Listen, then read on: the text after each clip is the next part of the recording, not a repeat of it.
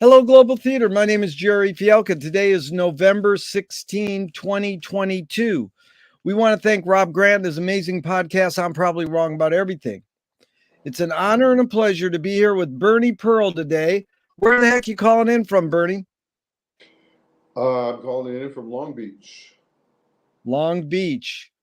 First question is, what's the best thing for a human being? Health, Health. I like that. both physical and mental. Physical and mental. That's Nice. right. What's your favorite form of information? How it comes into you? Um, well, I get the LA Times every morning, and I watch PBS News when it's on in the evening, especially.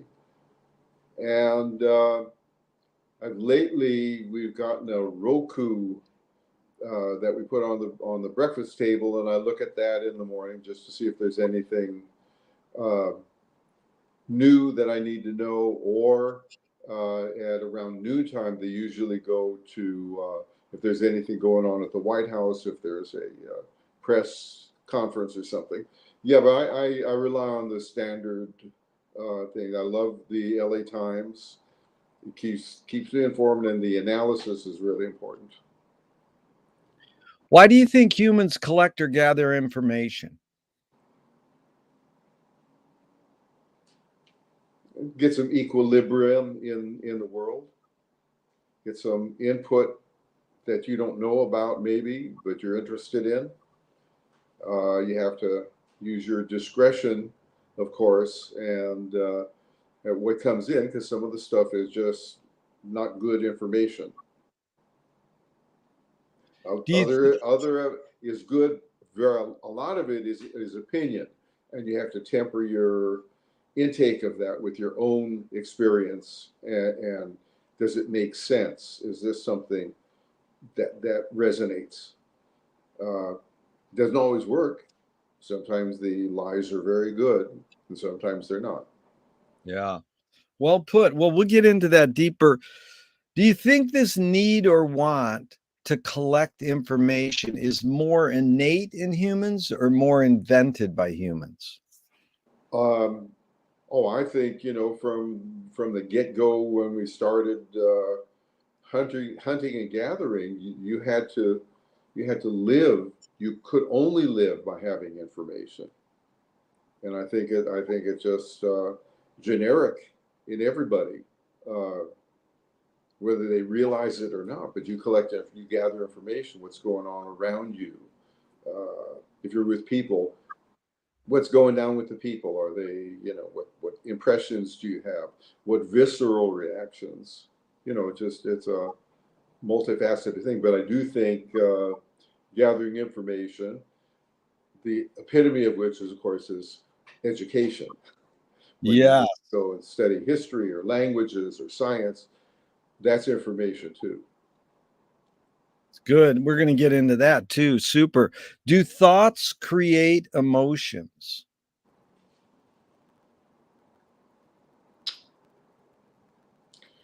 They can. I think a lot of, well, last night, lay down in bed, we're watching a news program, and they showed, ready to go to sleep, and they showed a policeman throwing handcuffs on a handicapped child, grammar school child, and throwing him to the ground and justifying it. I wanted to kill. Yeah. I wanted to kill. So that's my emotion at the extreme. It was like horrifying. The child was screaming. He was not aphasic, but he was somewhat disabled mentally, and he was acting up in class. A cop, a full-grown cop, and a partner with their guns threw this child to the ground and handcuffed him with his hands behind his back. Nothing to go to sleep on. So, Yikes. yes. Yes to whatever you ask. Yeah, do thoughts create emotions? Emotions are stirred by what can be stirred by what you see. Sometimes your thoughts, I mean, that's what therapy is. Your thoughts allow your emotions to come out. And a lot of times you don't realize that's what your emotions are based on. And, that's what therapy is. It just allows you to get out what you're really thinking and feeling. Yeah. Bernie, fill in the blank. I don't know what I think until I'd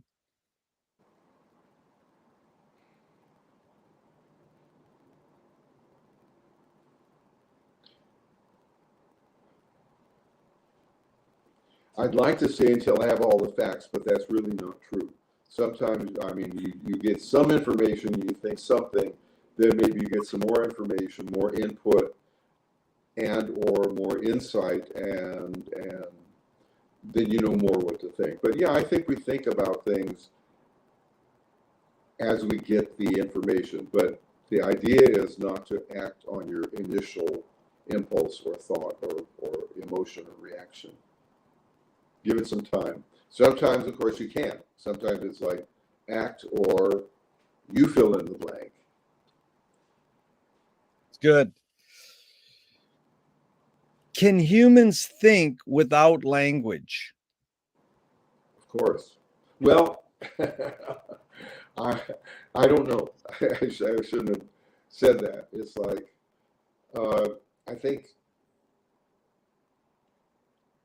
if we're differentiating between thinking and emotion, uh, and we don't think emotions give you thought, I don't know. I don't know. Your observations of humans in general, are we more thinking beings or more feeling beings? Uh,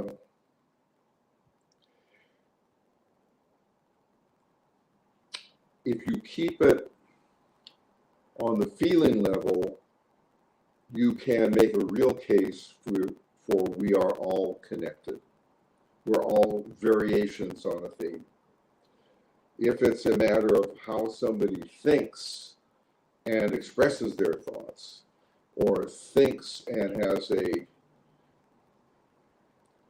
bigoted or prejudiced or violent feeling from that thought,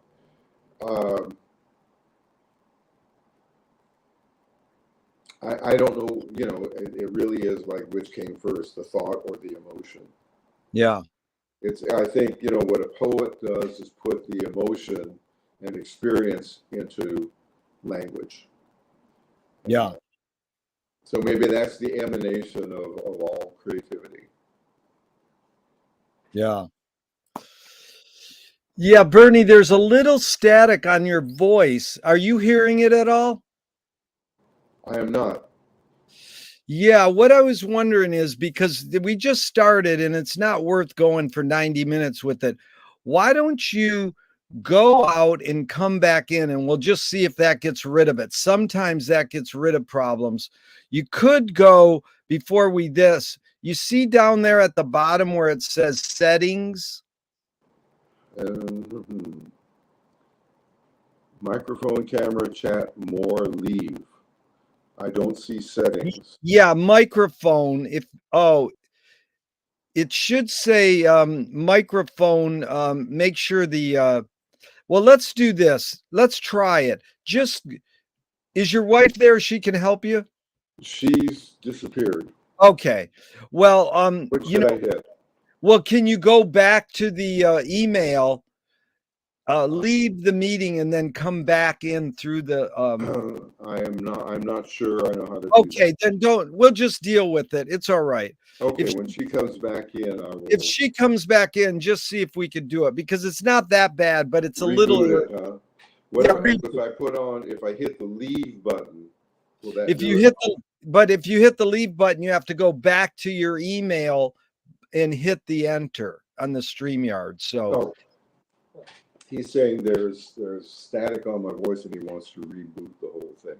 Tell her what you'd like to do. Yes, thanks for your help. If there's a static problem a little, and sometimes if you reboot, it fixes it. So if you just hit leave and then come back in through the email link,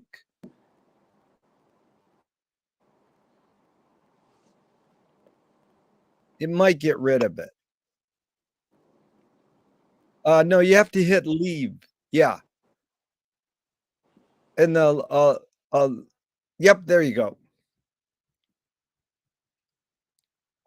So this is the great blues guitarist and educator, Bernie Pearl. We'll have him back in a second. His brother, Ed Pearl, 7 years older than him, started the Ash Grove in 1958, which was a club in LA that enabled young people to experience blues and jazz, and became the grounds for a real learning place, besides being just a fun coffee house.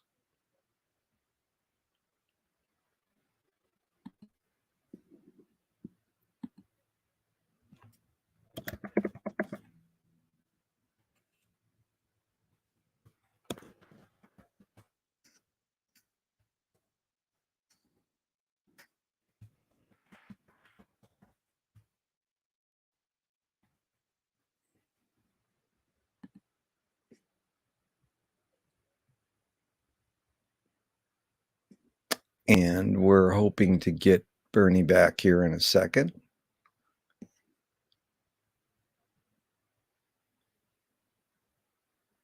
Stay tuned.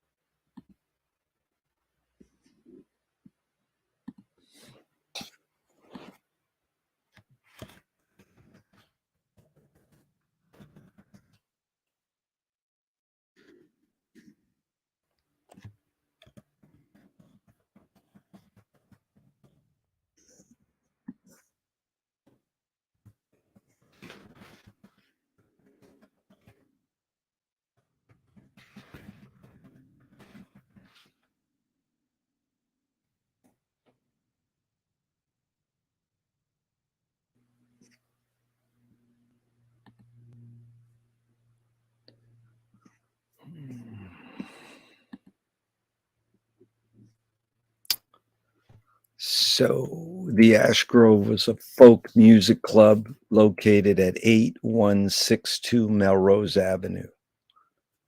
It was named after the Welsh folk song, The Ash Grove.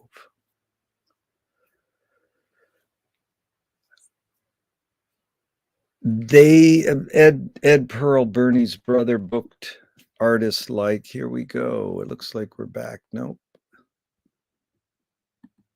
booked artists like Mississippi John Hurt, Son House, Earl Hooker, Muddy Waters, Canned Heat, Doc Watson, Pete Seeger. And here we go. See me. There There we go. There we go, Penny. Thank you so much. I think we got rid of it and we can continue. Sorry about that. Sometimes we can, rather than suffer through tech problems, sometimes they're fixed by rebooting. So appreciate that. So you can hear me okay, right? Yes. Can you hear me? Okay. Yes. So here we go. We were on talking about feeling and thinking with humans. Noam Chomsky says a language is not just words, it's a culture, a tradition, a unification of community, a whole history that creates what a community is. Sounds like the Ash Grove. Bernie, what do you do when language doesn't work, when language breaks down? Well, it depends what the situation is. If somebody is not understanding what I'm saying, or if I'm saying something in an angry or some kind of way, best thing to do is just get out of there. Yeah. Unless you're ready to, duke it out with somebody over something. I will tell you, as a teacher, if somebody is not understanding what I'm asking them to do or showing them, I try and rephrase it. I try and put it another way. And that's about all I can do. Either leave it or change my approach. If somebody's not understanding, if it's a matter of using a 10-syllable word instead of a 2-syllable word, then I'll switch to the 2-syllable. Really good, Bernie. So these are two questions from Alan Turing from the 1950s. Is thinking a function of the soul? And the question is? Is thinking a function of the soul? The soul is a concept that I don't know how to deal with. I don't understand. I say it, I use it in certain contexts, but I don't think everybody has a particular soul. I don't know what a soul is. Yeah. It's not an organ, it's a function of feeling, I think. Yeah. The second Turing question is, can machines think? No, I think they can analyze. I think they can take data and draw some conclusion. That's mechanical. That's a mechanical going through, a range of possibilities and ideas that were put in to the machine by humans. So I don't think that's thinking based on your emotion. Bernie, do you more pursue happiness or more pursue meaning? Well, I'm not a hedonist, although I enjoy things. I would tend to be a brow furrower and try and get a meaning from something rather than only looking for the happiness it brings. You need happiness and you need meaning as well. Yeah, you need both. That's good. Yeah.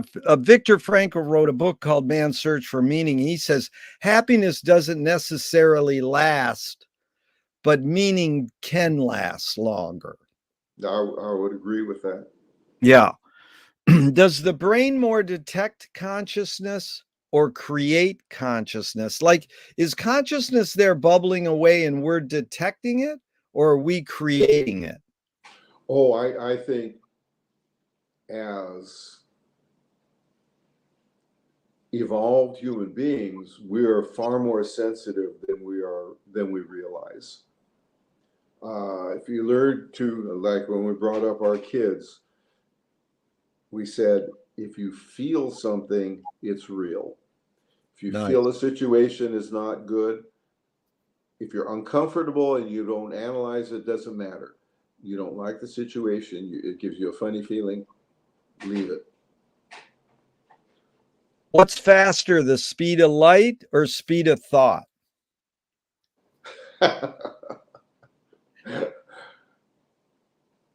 I'll leave that to my physicist friends All right. who think like lightning and understand lightning. There you go. Well, you brought up poetry, and I love the female poet, Audre Lorde. She said, you can't dismantle the master's house using the master's tools. And Yvonne Rainer responded to her and says, you can if you expose the tools. What new tool do you suggest? A new tool. Yeah. I believe there's a word in Greek for it. I think it's an old. I think we all have old tools that have evolved just like human beings have.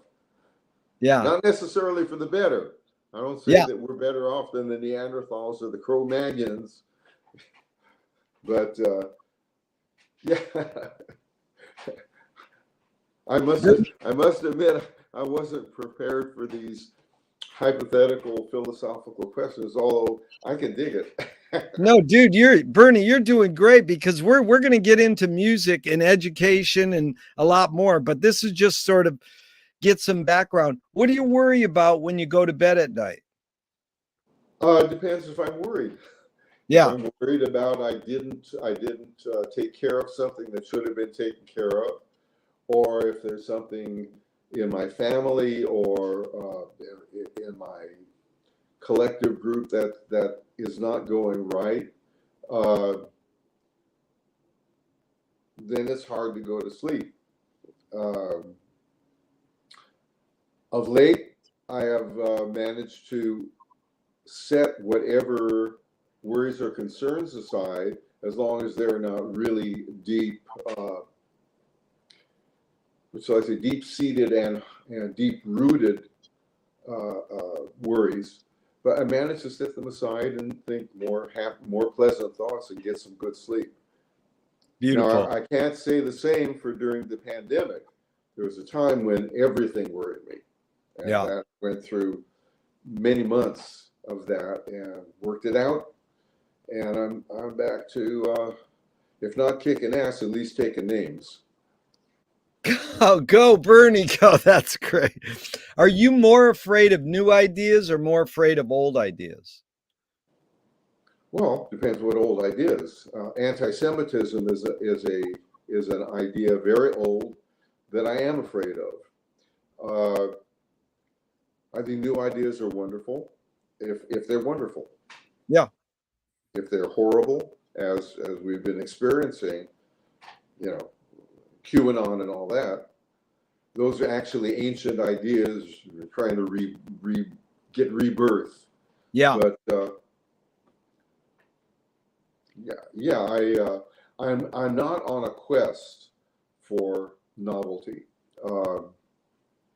in the serious sense, not just any flash in the pan kind of thing. I'm not on a quest for it. I really like to relate my ideas and hopefully my actions to older, more humane designs than some of the new ideas. Like that. Humane is a good word, and I really appreciate it.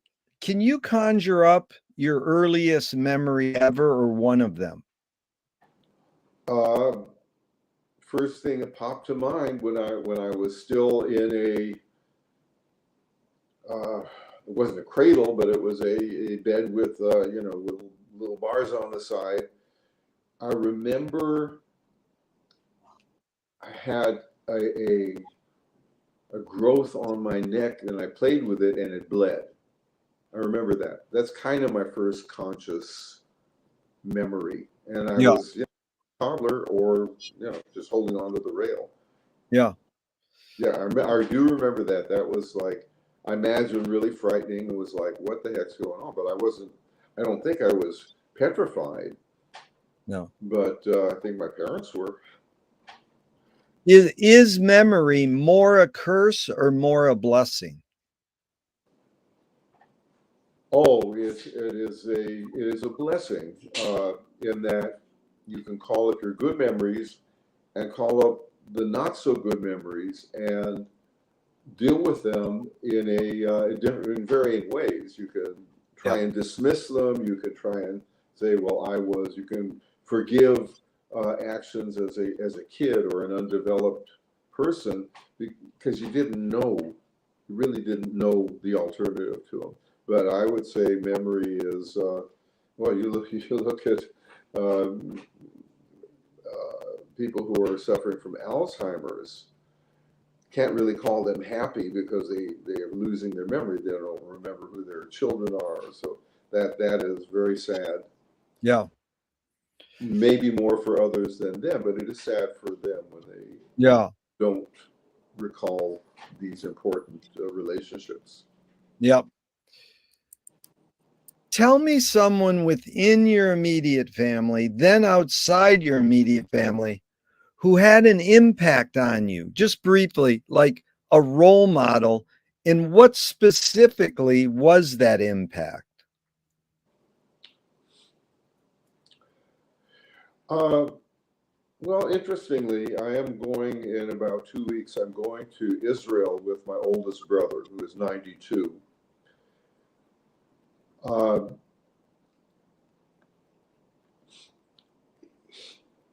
he is 9.5 years older than I always truly regarded him as my older brother. I had two older brothers. I had two, let's say, younger than he brothers. Uh, I would say he treated me more as a kid brother uh, and was very gentle and understanding and has been that way all of his life. And our relationship has always been very good. We've shared a lot of things together. Not that I didn't admire my other two brothers or my sister for that matter.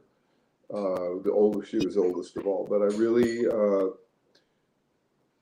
appreciated the consideration and concern that he had with me. It's beautiful.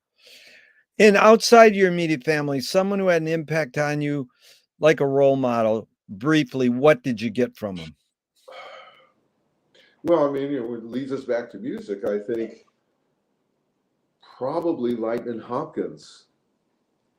Not that his life was, he was such an extraordinary person, even apart from the music.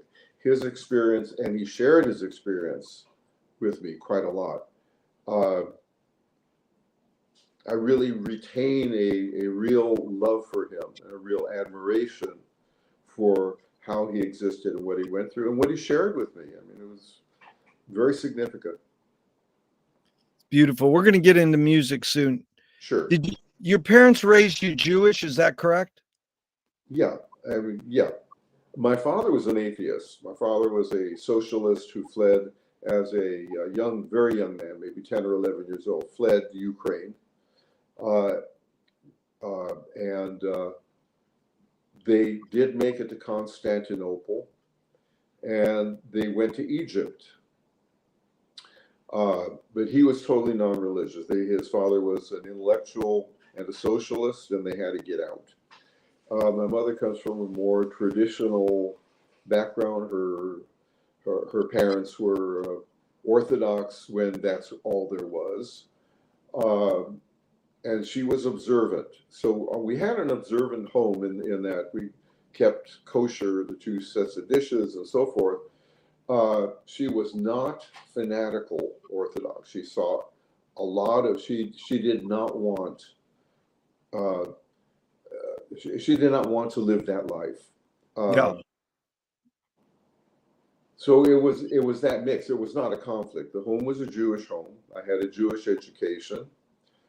Uh, Very important to me, and I've passed that on to my kids. My wife is not Jewish, but she agreed to raise the kids Jewish, and they both were b'nai mitzvah, and they both went to post bar mitzvah classes and social group, and they both retained friends from Temple.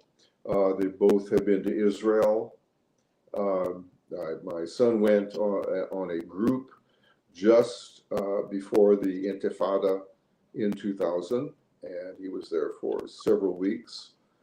I took my daughter after the Intifada ended in 2005, after her high school graduation, and we just went together, father and daughter. It was a wonderful, wonderful time.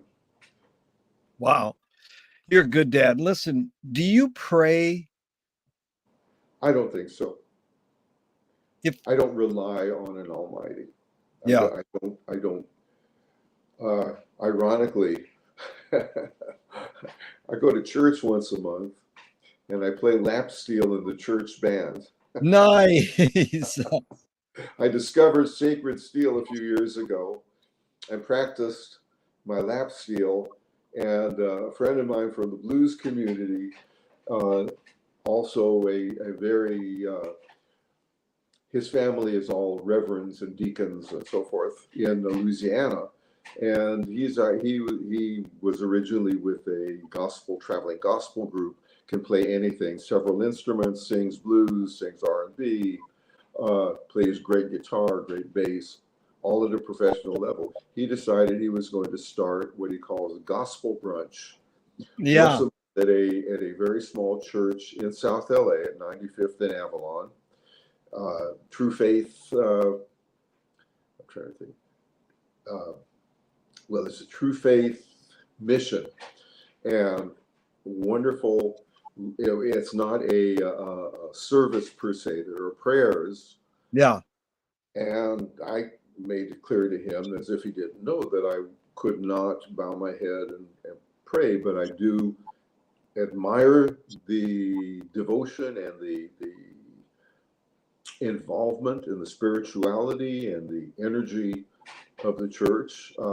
There are white people who come too, but it's largely a black attendance, and it's about the music.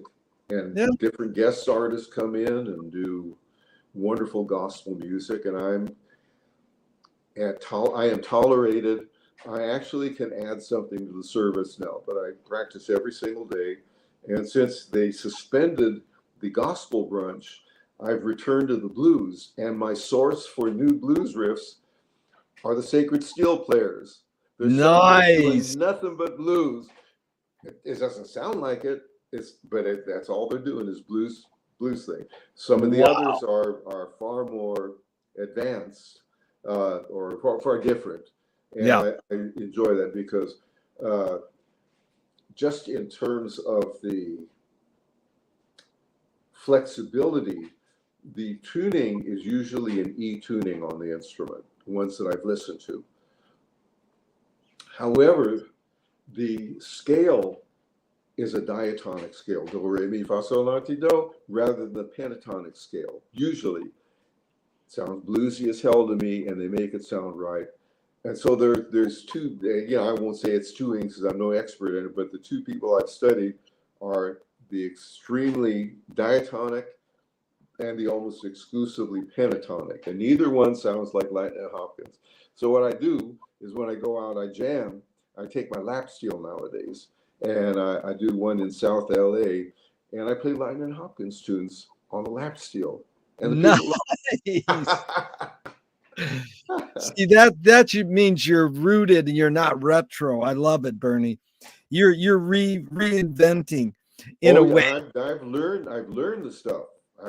But I'm not a slave to note by note recreations. I take essences that I think are to be drawn on, and I mix them up. I do a lot of my material on acoustic, and then I can do the same material on electric, but I change the style some.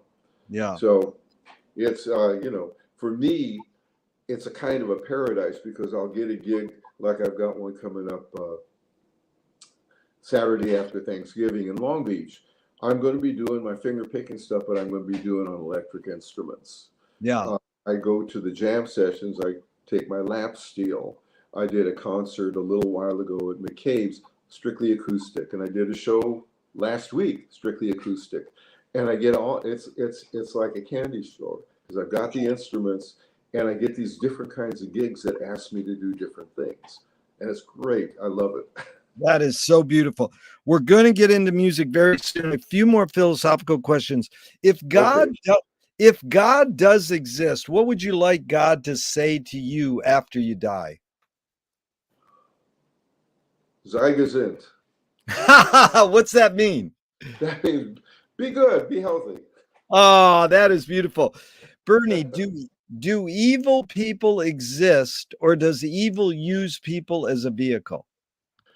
Well, I don't think evil is detached from people. I think if we're looking at the ongoing generations of racists and anti-Semites and anti-Mexicans and anti-all that, that's passed on from I will say even society to the individual, but the individual parents pass it on to the children, and that's how those ideas remain. I don't think it's an entity floating around waiting to invade your brain. I think Yeah, it is communicated by people. yeah. See the difference of church and synagogue. In church, they don't wear hats. That's to let God's word in. We wear head coverings in synagogue to keep the evil thoughts out, the evil out. Wow. So it's a different approach, hopefully to the same end. Yeah. Well, that's very interesting. You taught me something good there. The hidden question really there is, how do you advise someone to deal with an enemy? And I'll set it up with a few thinkers. Alan Watts says, if you acknowledge your enemy, you empower them. Coppola stole from the mob and the samurais. Keep your friends close and your And the enemies enemy is close. closer. Absolutely. JF, yeah, JFK said, "Forgive your enemy, but don't forget their name." And Fellini says, "I need an enemy." So it's a lot of thoughts, Bernie. The basic question is how do you advise someone to deal with an enemy? But first, how would you respond to Alan Watts? If you acknowledge your enemy, you empower them. Um, an Alan Watts story. I was at UCLA and Alan Watts came to campus, early 60s. And what I knew about him was he was kind of a mystical, off the beat kind of philosopher. But when I saw him leaving the lecture hall, he was surrounded by beautiful young women. I said, now, wait a minute, there must be something going on there.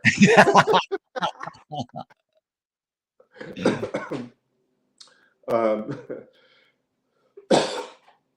I guess it's, excuse me, if you let the hatred get the best of you, you're playing into the bad vibe. Yeah.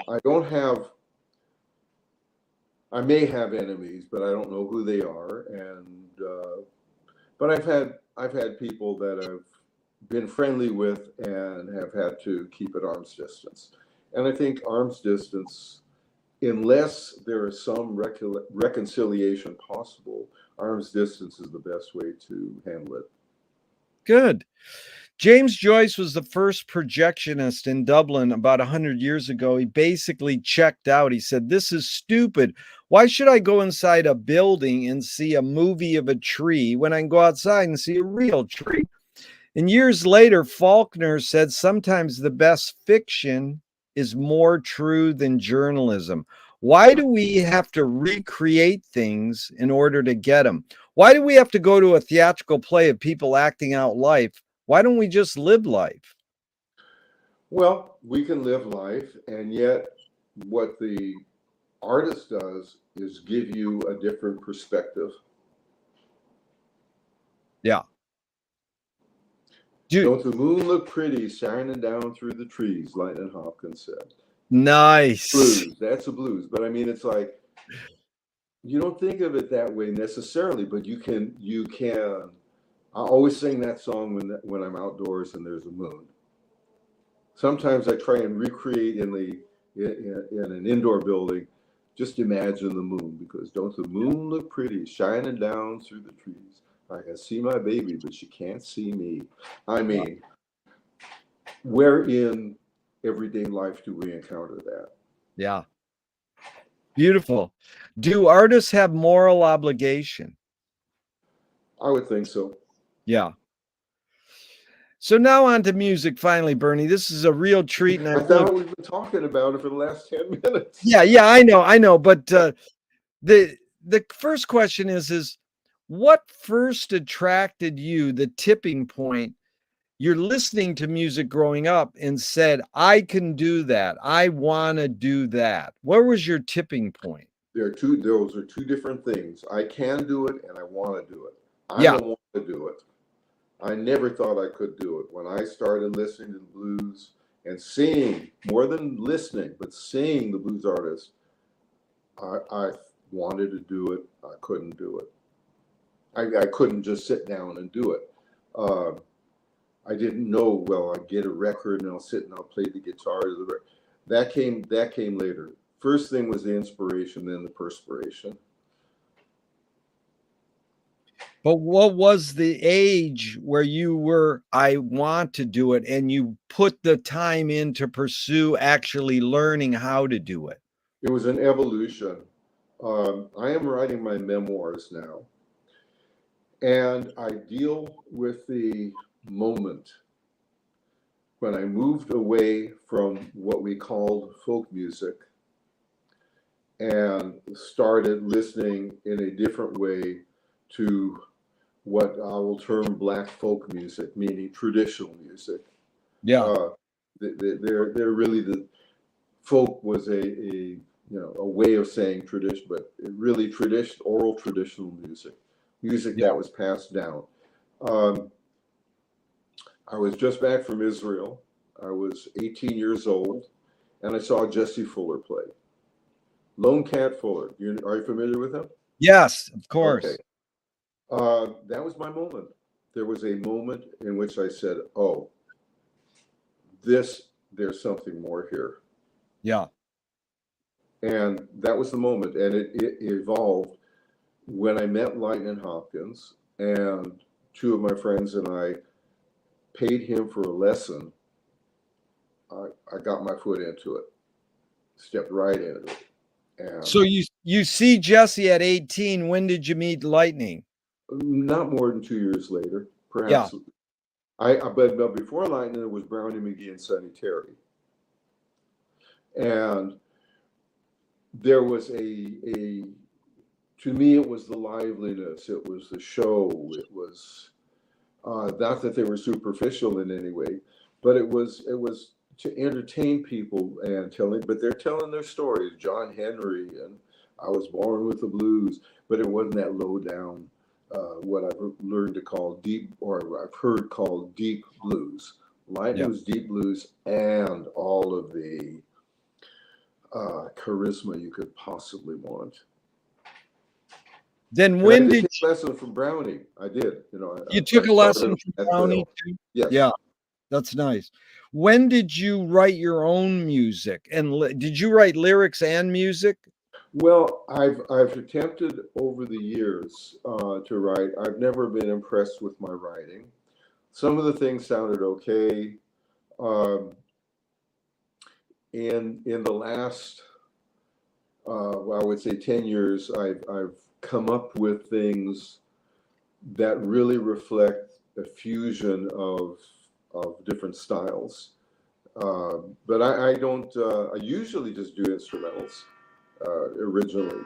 Um, You mean trying you write instrumentals as opposed to songs with lyrics? Yes. Yeah. I mean, Okay. I have pages of song titles for blues, Yeah. and sometime I pursued it, came up with something kind of okay. Wrote one about harmonica fats. Was really okay, but I never found a vocation with it. Yeah. Well, this is a question I'd love you to ponder for a second. A screenwriting teacher told me great art, great film, or great music is when you can clearly see the intention of the maker. Stanley Kubrick says the opposite. Great art is when you can clearly not see the intention of the maker. What role does intention play when you're writing an instrumental song? Um, I'm floating and only allowing what works to be expressed. That's all I can say. I Yeah. don't have a clear idea, and it's been a while since I've written an original piece, but when I make my arrangements, or I would say my rearrangements of traditional blues, I consult my guts. That's amazing. So we're going to go into that too. But here's the other question in that regard. Marcel Duchamp, the artist, says there's no art without an audience. How much are you There's thinking? no, I'm sorry. There's no art without an audience. And so how much are you thinking of your listener when you're writing your original instrumental song? I am not thinking No. of my listeners. I am thinking only of what fits and works, and I am not cozying the music up to what I think their expectations are. Nice choice of words. So what's the function of music? What else is there like it? You know, Walter Pater said it so well. He said, all art aspires to the condition of music. Like painting, poetry, literature, they all wish they could be as cool as music. Well, there's something to it. It gets people moving. It can get them emotional. You can show them something, a side of something that they never thought about. And it's like, oh, they can, Dylan was not only the filter for the 60s, but he awakened people to different things that were going on. So it's, he was a rarely perceptive person but he was, the time was right, and he was the right person to fulfill that need. Well, Bernie, I'm glad you brought up Bob Dylan because, he just put out a book where he talks about 66 different songs. And one of the lines in his book says, in a real sense, the only thing that truly unites us is suffering, and suffering only. We all know loss, whether you're rich or poor. So even the Buddhist says life is suffering. I'm not so sure about that, but people generally, the genre that you're most tuned to, the blues and folk, the blues is maybe misinterpreted. So is the blues suffering, or how do you navigate this thought of Dylan that, what really unites us is suffering, and suffering's the only thing, with this sort of cliche thought of what the blues is? Well, it's not, it's not, here I am, here's my pathetic story. I think it's a lot of first of all, the blues was created by artists from the Black community. And they had, generally speaking, communal and community and common things that they experienced. Yeah. And when Lightning says, I don't want no woman for hair ain't no longer than mine. Okay, humor and sort, but deeper, far deeper than that. And the Black audience understands exactly what he's talking about and brings the house down with it. I can appreciate it. I enjoy it, but the meaning goes much deeper. And I've always, glibly said, and I believe it's true, the blues is a kind of psychotherapy. Yeah. And it allows you to express a wide range of, not all of the blues, and certainly not most of the blues. It's a lamentation. The church, people go to church and come out elated and elevated, no matter what their circumstances around them. It takes them out of their sorrows and out of their concerns and gives them something hopeful and joyous.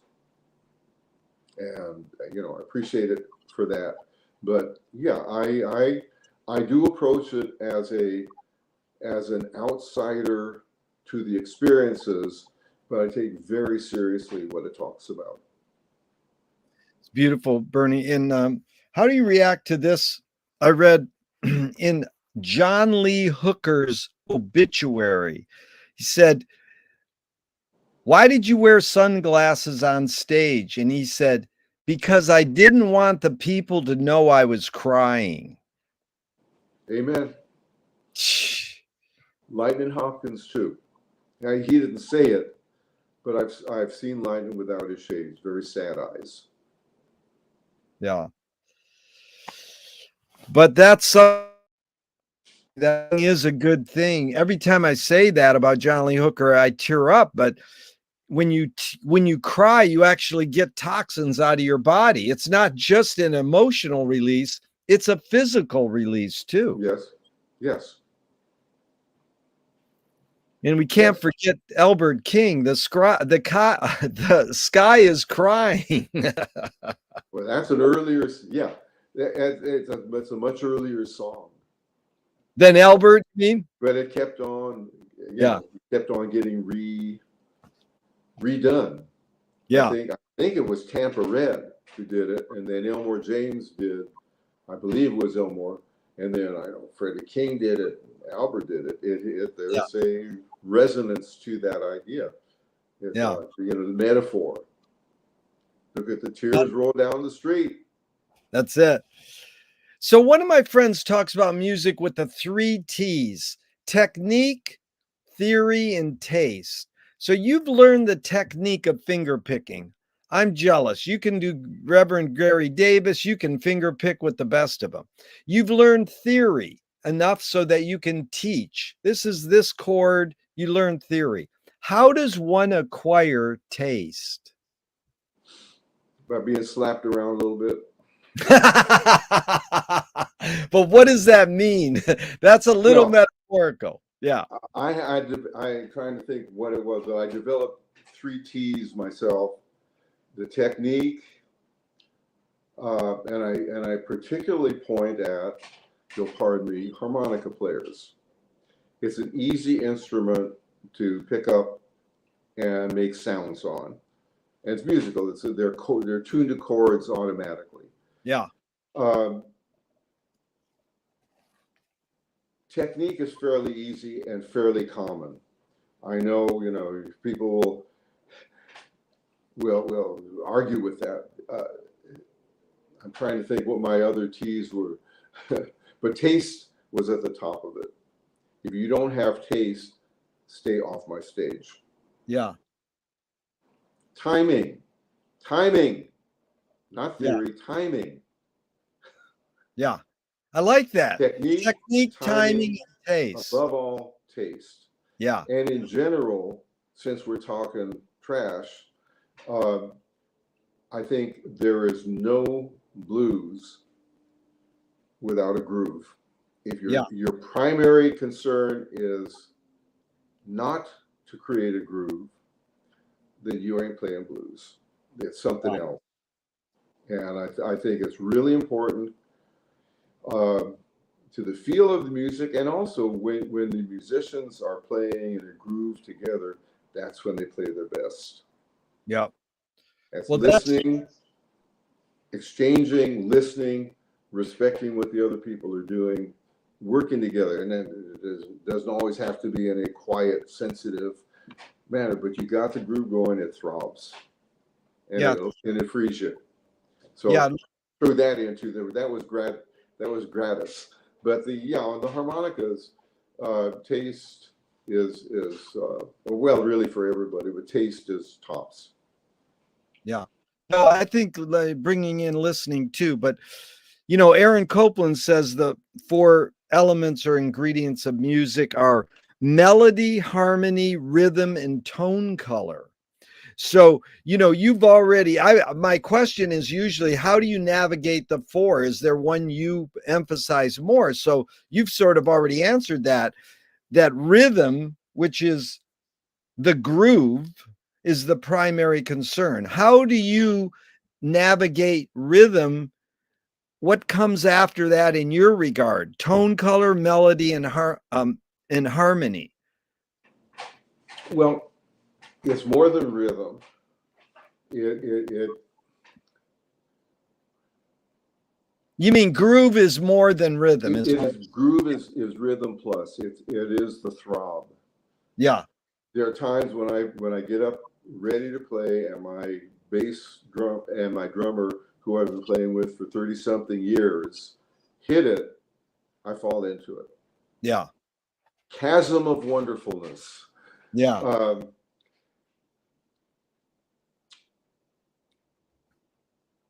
Again, I have to cite some because I visited that. I'll cite you what I said when my wonderful friend on guitar, Terry Derone, passed away. Shortly after he passed away and before his funeral service, I saw an interview with Yitzhak Perlman, the great concert violinist, and they asked him, Maestro, you are known for your great technique. How important is technique? Oh, he said, oh, very important, but most people misunderstand technique. They think it is how fast you can play. It is not that. It is your control over your tone and subtleties. And that's the way Terry played. That's the way Perlman played. That's what sets him apart and the great musicians apart. B.B. King is not the fastest player who has ever lived, but I'll be damned if his timing is to be topped. No one had put the right note at the right time. 2 notes, show over. So you need to have tone. You need to have subtlety. That's what technique is. Yeah, I saw Albert King at the Music Machine many years ago, and every solo was the same, and it didn't matter. It was still like amazing. Yeah, he had a few notes. That's all. Yeah, He that's didn't it. have many, but damn, he made them work. He made them work. That's it. I mean, that's true. That talk about lap steel. I hear these things and I imitate them, and I go, oh my God. Then the next, oh, that's different. It's the same thing done a little different way. Yeah. And that's BB, and that's Albert, and that's the masters, the ringmasters of the blues who get you going around in a circle like a horse pony show. Yeah, they know what they're doing. Yeah, I like your word subtlety too. I like listening. Now, 2 of the masters in jazz, Thelonious Monk, said there are no wrong notes. Any comment? Yes. Brownie McGee said, if you hit a wrong note, hit it again. They'll think you meant it. But it's true. You can make any note work in any key, but you have to put it in the right place and follow it with the right note, right other note. If you're doing a set piece and you hit the wrong note, it's the wrong note. Everything crumbled. You're improvising. You go where the notes take you, and you work with them. How about Miles Davis talking about the space between notes? How do you navigate that? You talked about B.B. King, not needing to play so many notes and super fast. He knew this, but talk about that space between notes, the dynamics of silence. Well, that's where the listener fills in. It's like, boom. And what's the next comment? What is when you do it right? Yeah, space. A lot of guitarists are red hot dazzlers, but when you get down to playing blues, you have to make your statement and let people absorb it. Yeah. My baby left me. with a mule to ride. Okay, it's like, what's it going to say? Yeah, it's great. But yeah, space, very important. Yeah, even You have to let the music breathe. yeah, even Sun Ra said it great. Space is the place. Well, it's true. You know, and even when I play solo, let alone have a bass and a drum behind me, when I do my acoustic, I still say whatever I have to say on guitar and let that roam, roam, roam, and then come up with the next thing. That's how you draw people in. Yeah, it's like that mama heartbeat. So Marshall McLuhan said an interesting thing. He said that song is slowed down speech. The reason cultures have different musical taste is ultimately connected to language difference. Any comment? No, I love languages. But I've never thought of it in those terms. I know that I really like to listen to music from other cultures. Yeah. The gypsies of Romania, whatever. I enjoy that, and I really have never made a connection. In blues, you slur a note if that's the way you speak, if that's how the word goes. Very interesting. The thing that comes to mind is that in learning Fred McDowell slide playing,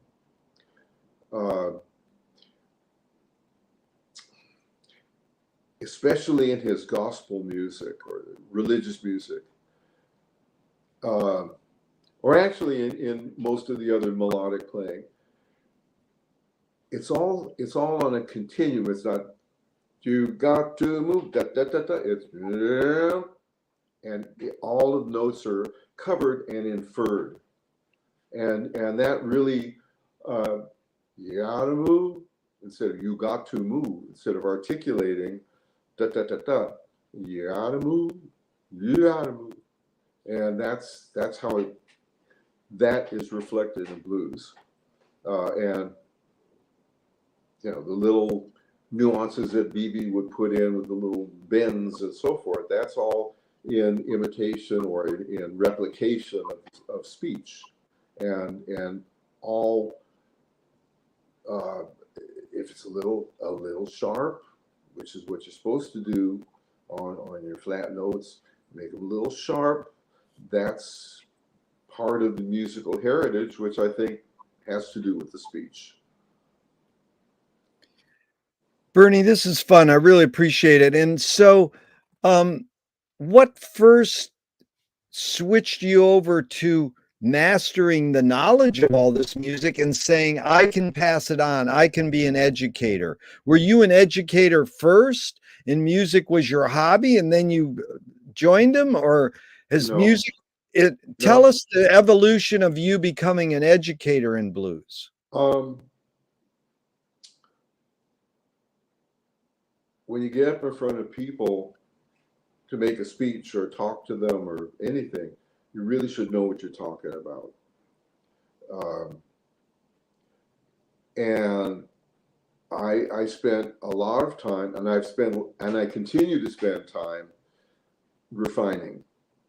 And I am a very good teacher for two things I can pat myself on the back about. Number one, I don't know where it comes from, but I'm extremely patient with students. And the thing we talked about earlier, if you say something to a student and it's not registering, try it another way. Yeah, rephrase. Yeah. Yeah, rephrase, or in terms of a finger exercise, try and get to where they are and build from there. I forgot what the rest of the question was. Oh yeah, but I've learned by listening very carefully needle drop method. This is before CDs, before you could just hit a button, it goes back to the same place. I had to take the arm off and move it on a record and move it back to the record. But I'm very careful about details.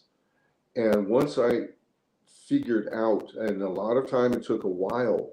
It took, to a great extent, it takes reshaping your life to do some of these riffs, because it's not intuitive to do one thing with the right hand and another with the left. That's a little bit off, but that's part of what makes the music. So I've been very careful to get the details, what I consider right, and that's what I share with people, and that's what I have to offer. I love the music. I'm very patient in teaching it. I don't know. I really have not studied history to that extent, but I apply a lot of what I heard from the artists when I read a history and see how it fits. But I don't start with it from an academic point of view. Tell me one major element of your music you've done for many years, your music making, that's changed, in one major element that stayed the same. Well,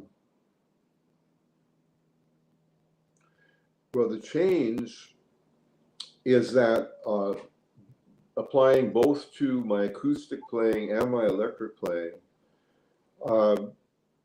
I've begun integrating a lot of open strings in every key.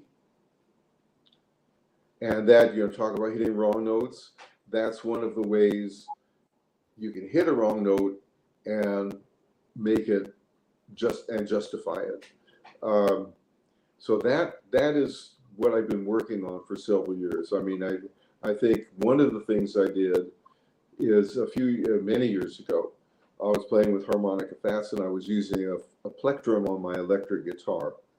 I've never been a good flat pick player at all, even in country music or folk music, none. Much easier with my fingers. That one day I just put down the flat pick and went strictly to fingers. So I play only thumb and fingers on all my instruments. I don't use flat pick at all. I do use a thumb pick on everything. So that has stayed the same. The one thing that which is kind of a crusade with me, is how to use the right hand for damping when you're finger picking. And more often than not, people who get up who are, in quotes, experienced top finger pickers don't do it, and it doesn't sound like the blues to me. You have to have that palm damp, and the difference is when you don't put the damp, the note continues on. Da, da, if you put the damp on, it's womp, womp, womp, womp. There's a start and an end to each beat. It takes a while, but you would readjust your hand playing. That has stayed the same. Once I found that out, once I heard it in Mance Lipscomb's playing, it applies to just about everybody else. It's not 100% for everybody. It's not 100% for anybody. But the damp gives you that dance beat, and it gives you the pulse. It's the heartbeat that you talk about. Yeah.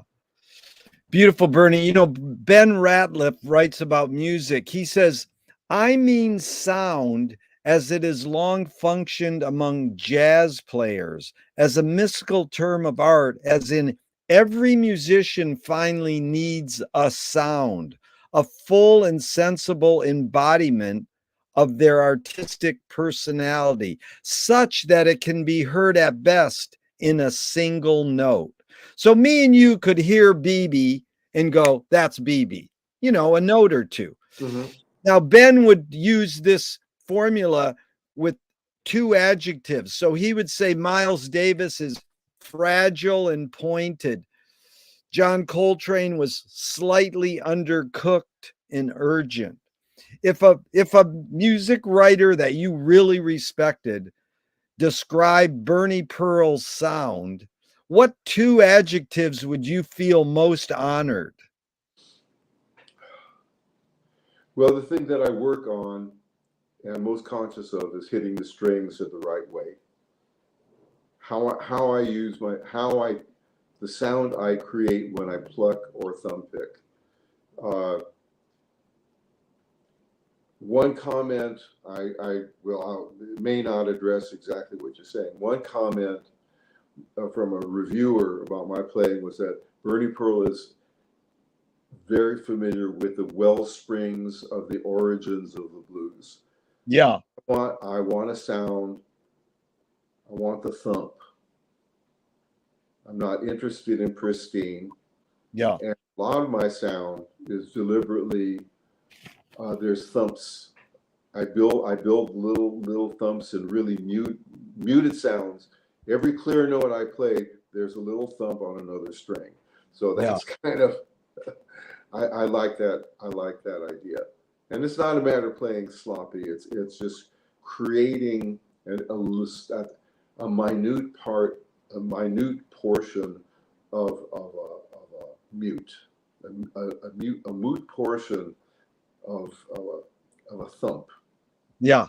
I love that thump. And I think you've done that well, because I think what it's like is breathing.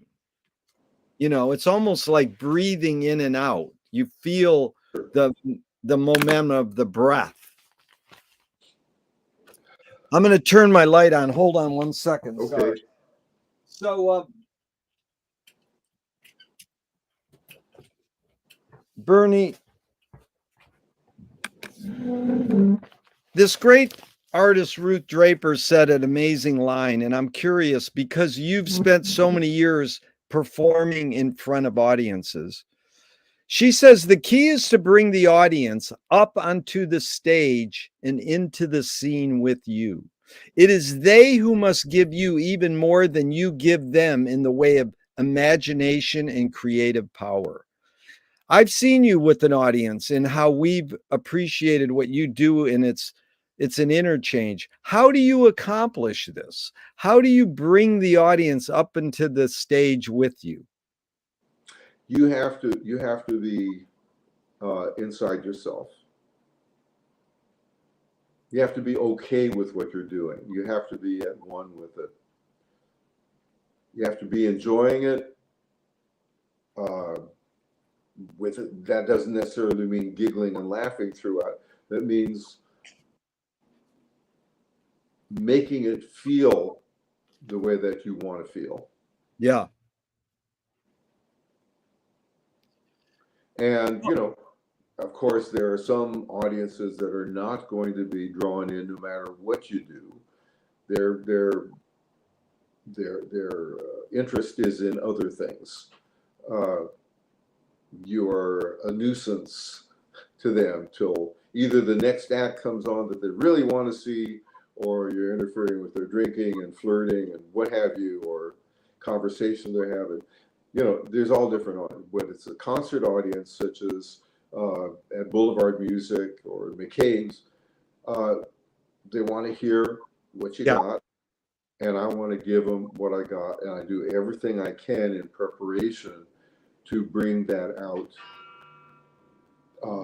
So I feel everything that I play, and it is not labor. It's not a sweat. I'm not working. So, you know, I have to admit that even after all these years of playing, if I haven't played in a while, the first couple numbers are going to be a little rocky. Yeah. From my point of view.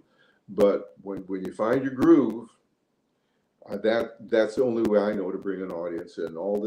I remember years ago, this very, very nice singer and her husband played, and they kept on trying to get the audience to clap with them and sing along with them and all that. It's like, no, I want to clap when I want to clap. Yeah. And I want to yell when I want to yell. I don't want to be, it's like going to Dodger Stadium and they have all this forced music and clapping. Da, da, da, da, da, you know, no, I'm here to love the ball game. I want to hear the mitt, the ball hit the mitt. I want to hear the bat clunk, you know. Yeah. I want to hear that. That's what I want to hear. I don't want to hear all this Hava Nagila before the Jewish player hits the comes up to bat. No, I don't want that. I don't want claptrap. I don't want to be led by my nose. Very good. You know, Anthony Burgess was a great novelist, but he also was a How musician. do you know all these people? These are all intellectuals. Well, I'm this talking is to a blues guy, for God's sake. yeah. Well, Bernie, you're bringing it back to the earth. It's like you're grounded. But you know, he says an interesting thing that isn't just That's what my wife would like to do for me. Ground me. ground me. My mom always used to say to my dad, "You're on probation," and he would go, "I'm on probation," as his way out, and then she'd go, "Quit saying that." So you know, this is interesting Anyway, what he says because it's grounded in what you're talking about. He said we must now ask some very different questions about the relationship between music and life. What questions remain unresolved for you in regards to music? how the hell do you play this stuff?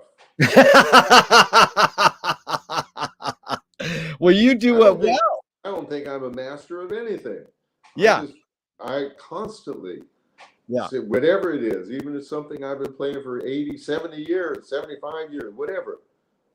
I'm working on it. Yeah.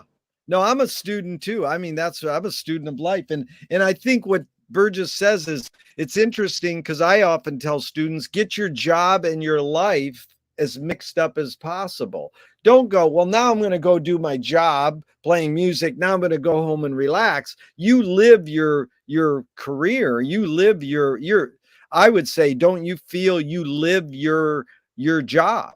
It's Yeah, to a great extent, and I have to say I've been married over 40 years, and my wife has uh, supported in more ways than one what I'm doing, yeah. and that is totally fortunate. You know, we have not had money, we have not had strong incomes at all, but we've lived well and lived happily in our relationship and with our kids, and that's my accomplishment in life. Yeah. Yeah, and the fact that I am relatively healthy, we're pretty healthy, I have to say, uh, and I'm still doing what I'm doing. Yeah, but it's great you said that because it leads perfectly into this. In your accomplishments in your life, how do you rate these three elements? Luck, skill, and ambition. What would you rate first, second, and third in your accomplishments? Ambition plays very little role in my life.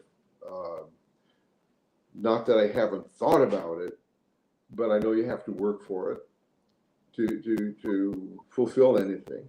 So uh, luck to a great extent. My being at the Ash Grove was a maybe a foreordained stroke of luck, but it was a stroke of luck. And being in a position where I could meet and establish human relations with a lot of these artists, and not only seen a huge variety, great variety of artists, but establish personal relationships with many of them. Uh, and what was the third thing? Skill. You got to work on it. Work That's on it it. all the time. Learn about it, work on it, improve, whatever. I've never taken it for granted, and I feel it always needs freshening, always working. Bernie, what's more important, conviction or compromise?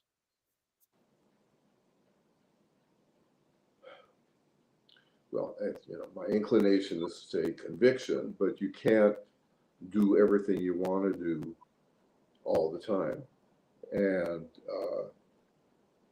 there's some practical things that you have to compromise on. Yeah. Utah Phillips, the great folk singer, political folk singer, said anarchy is Who is making that? Utah Phillips. Yes, I've heard of him. Yes, Yeah. I did. I never saw him when he was at the Ash Grove. I'm sorry to Yeah. say. He said anarchy is making rules for yourself and not other people. Who's entitled to make the rules? Well, you can make your own rules for your own conduct. Um,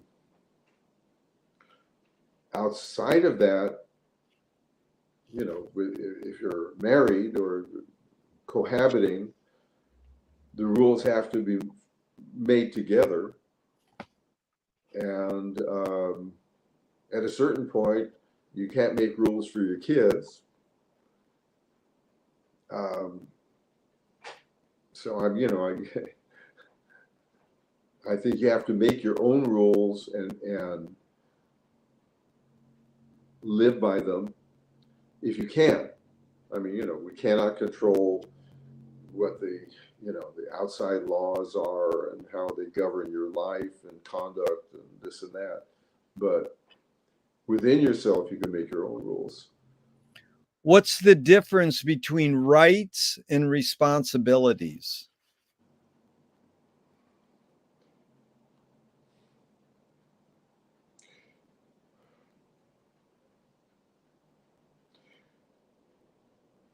Well, pretty much one and the same. If you demand the right to vote, you're responsible for voting. If you demand, which I don't, demand the right to own a weapon, you have to be responsible for it 100%. If you own a car, you have the right to own a car, you better be responsible for what happens with that car. Yeah. So it's a confluence. I think you have to have your idea of what rights you have, and sometimes you could be right as could be, and no matter how hard you fight for the right, you don't get it. You have to always be responsible to your family. You have to be responsible to a great extent to yourself. However, if you violate one of your own responsibilities to yourself, you pay for it, but it's you who pays for it. Yeah. And it spills over into your daily life and relations with people too. If you've been irresponsible or something. But these are very high level philosophical questions that I don't think about at all. Well, Bernie, you're doing great. How do you keep our governments from going to war? Oh man. Obviously, I can't do a damn thing. From even in Korea when I was a youngster, but still, what right did we have to do what we did in Korea? What right? I mean, look, we created the North Korea of our nightmares by our conduct in Korea. Vietnam was a complete travesty. Yeah. We knew that the Bay of Tonkin was a phony deal. The commander on site told Johnson it was a phony deal. Where else? Iraq? Are you kidding me? Going after Iraq for Islamic, for 9/11? No, bomb Riyadh.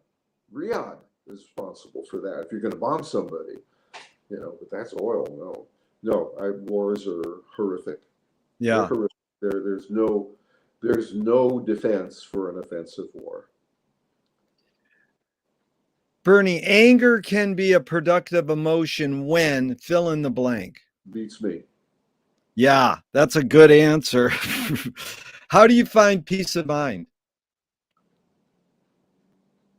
Little satisfactions. I mean, every so often something. I played at a jam session on Sunday. Played my lap steel, played a Lightning Hopkins tune, and the audience loved it. Went to bed happy. Yeah. I am writing my memoirs. I've asked some of my old friends, I won't name them, if they had anything positive to say in the foreword. I've got several back, and it brings me to tears. Yeah. It's like, oh, and I had no idea what they came up with, but aspects of how I affected them or how they perceived me. I had no idea. And it's like, thank you, Jesus. Beautiful. If you were walking down the street today and you met yourself as a 12-year-old, what would you say to your 12-year-old self? Shut up. My 12-year-old self, trying to think. The pimples will go away, the pubic hairs will come. You know, very, very pragmatic, down to earth details about pre-adolescence.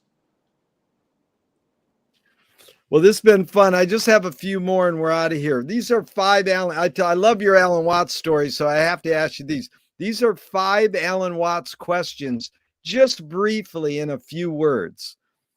First one, who started it all? Yes. Are we going to make it? Are we going to what? Make it. Boy, that is a question. I mean, with nuclear, with withholding of food, with imperialism, with too many people for the planet to support. I don't know. Yeah. Third one, where do we put it?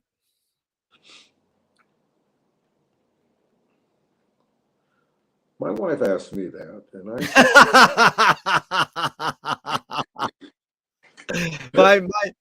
I you couldn't resist. I'm sorry, I can't. No, that was good. It was a straight line meant to be answered. Yeah, no, that's good. I'll tell you my Barbara Morrison joke. I told Steve Isadora this the other day. He says he saw Barbara sweeping in front of her venue one day, like sweeping the floor, the sidewalk. Yeah. But let me before I tell you that, let's finish these. Okay. We'll get 2 up. Where do we put it? Okay, the 4th Alan Watts is who's cleaning it up? Nobody, apparently. Very few. 5th one, is it serious? Serious as a heart attack. There you go, James Brown. So Barbara told this joke, and I think you being a musician, you probably heard her because you played with her for many years. You probably heard this joke, but I think it's a great musician's joke. She goes, I was driving to a gig one day and I saw a guy hitchhiking with a guitar. I says, well, that's a fellow musician. I got to give him a ride. So he got in my car and I said, well, are you a musician? And he says, no, I'm a magician. And he put his hand on my leg and I turned into a hotel. Never heard it, and it sounds like Barbara. It sounds like Barbara. So what's the cultural shift you see developing today, Bernie, that inspires you? I don't have my fingers on the pulse of modern day culture at all. I do crossword puzzle, and when it comes up with who won the Grammy last year, what's this rap artist's name, that kind of who this, the actress who acted in such and such, I have no idea. I don't know what the cultural shift is. Yeah. I'm in neutral. I haven't shifted those gears. I still going. I'm going along the line that I've always gone on. Yeah. Yeah. I mean, you know, they're all variations on old themes. Certainly coming up with new dances and new perceptions. I am not insane about the internet and all the things that go on there. It allows you to do some things, but they're, you know, you pay a price for it. So I'm not in a you know, in a hermitage. You know, I do mix with the world, but I like positive things. I like practicing. I like working in the yard, splitting wood. I like playing tennis. I like being with my family. I like being with my friends. And the outside world kind of swims around. Yeah. No, this has been really fun, Bernie, and you really got it. I appreciate your time here. Just a couple more and we're out of here. You know, Thornton Wilder said in 1928, art is confession, art is the secret told. But art is not only the desire to tell one's secret, it's the desire to tell it and hide it at the same time. You've laid your cards on the table for 90 minutes. I'm not insinuating you haven't already answered this. What's it really all about for you, Bernie?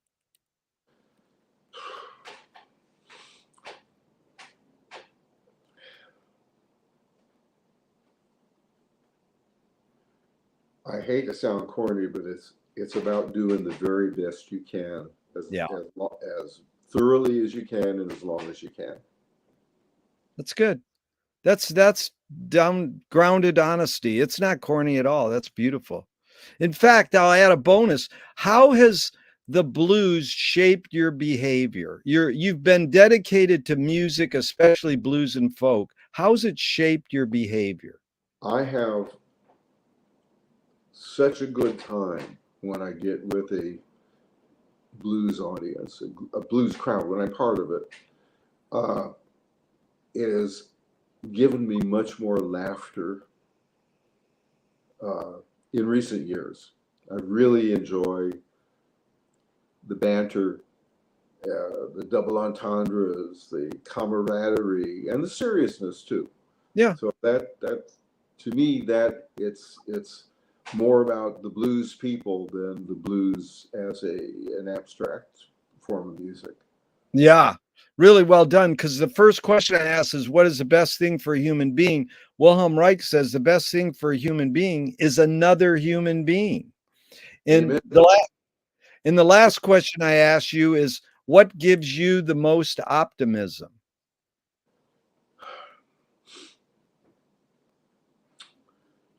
In a global larger sense, nothing. I don't see anything optimistic on the horizon.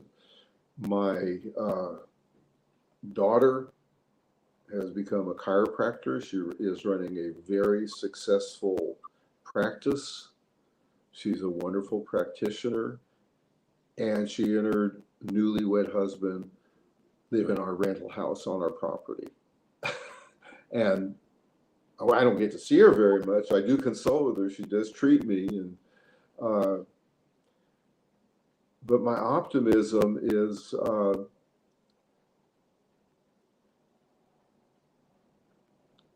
really about my family.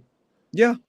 Personally, I hope to keep my health going. I hope to keep doing what I do uh, and feeling good about it as long as I can. Yeah. It's beautiful because the last question is what gives you the most optimism? I got was the last one of the last questions they asked Groucho Marx at the end of his life. And he says, what gives you the most optimism? He says, other people. So it's beautiful that you know that the blues music and the music you play is important, but you know it's part of a community and a camaraderie and this connect. We find a commonality, you know. And I think one of my satisfactions is that I am now doing a lot of my playing in the Black community and playing music from people that most of them, even though a lot of them are gray hairs, don't know. They don't Yeah. know, certainly don't know Mance Lipska and Fred. I do those. That's why Barbara used to bring me on a lot. Yeah. She wanted me to do and introduce people to that. And, you know, every time I do it, I say, they're up yonder and they're happy because they were all concerned that the music would die with them, every one of them. Yeah. And I believe that's the reason they passed it on to guys like me, white, black, whatever. They're happy to have their music live on. Yeah. Well, I'm forever grateful. You know, I was rooted in, raised in Flint, Michigan, and the Ann Arbor Jazz and Blues Festival taught us this, you know, important music in so many ways. And when I got here to Venice 43 years ago, it was people like you and all the great Ross Altman and all the great folk and blues pioneers in Los Angeles that have kept this alive, and we're forever grateful to you. So thank you so much, Bernie. And thank you too. I'm going to hit the end broadcast button, but I hope the concert never ends, that we can keep talking forever, ever, and we can have those lap steel notes just go off into the moonlight.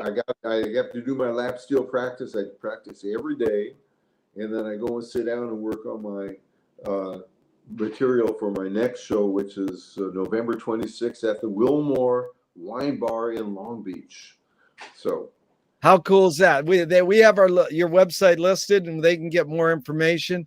I don't have a website. No, I don't.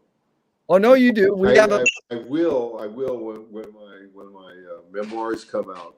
Okay. I intend to set it up again, but come down to Long Beach, Wilmore Wine Bar.